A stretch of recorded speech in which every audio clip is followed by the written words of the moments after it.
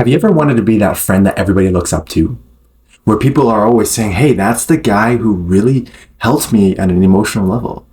Or this is the girl who really understood what I was talking about. How would you feel to know that there's people that look up to you, where they come for you when they need help?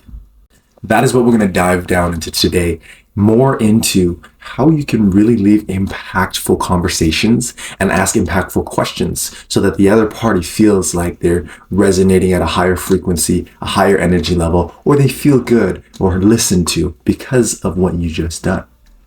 So the first thing that we want to make sure is the contrast between emotional level and logical level.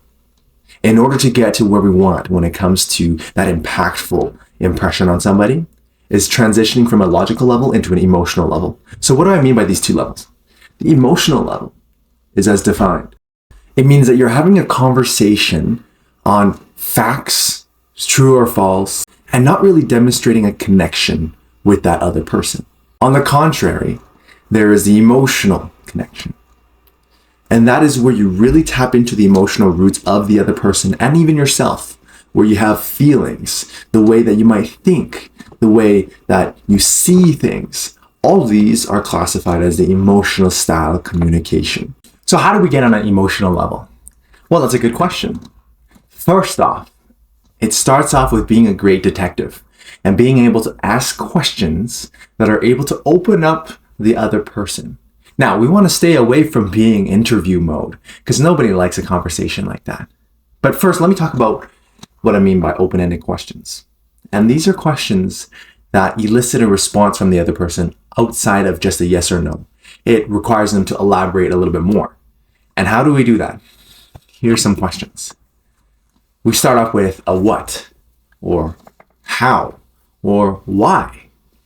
And all of these will be able to open up the other person to talk a little bit more about their perspective, their position, how they felt.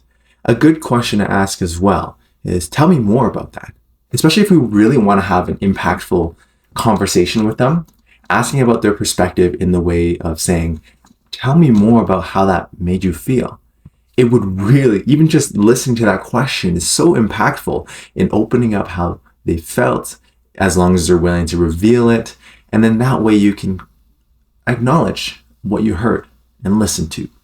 You can apply something called mirroring, where you really just respond back to them what they said, so it sounds like that you heard them. And of course, you're listening to them.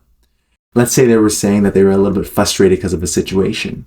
Then the response for that, for a mirror, would be, it sounded like you're a little bit frustrated. And then they will just keep going on and on and on. But those are some examples, right? Using those open-ended questions. Now, going back to what I talked about with interrogation mode and how to stay away from interview mode. Instead of hammering back to back these questions, find ways to incorporate what you feel, what your perspective of that situation is.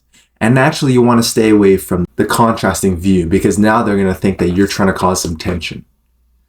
So make sure that you can weave that in between them. Now, even though we go through these different components and tactics that you can apply and use, I want you to remember to have a certain mindset that you really are interested in their situation, that you want to learn about their situation, because everybody has a different background. We're all human. We have different emotions that we go through, and being able to really get curious about their situation behind that will allow us to become more impactful and understand their situation and ask questions that are really important to them, that would really support them, open up them in ways that you can then find a way to reach out your hand and give them a lending hand and support them. That's it, guys. I appreciate you for making it this far. If you want more videos like this, press the subscribe button.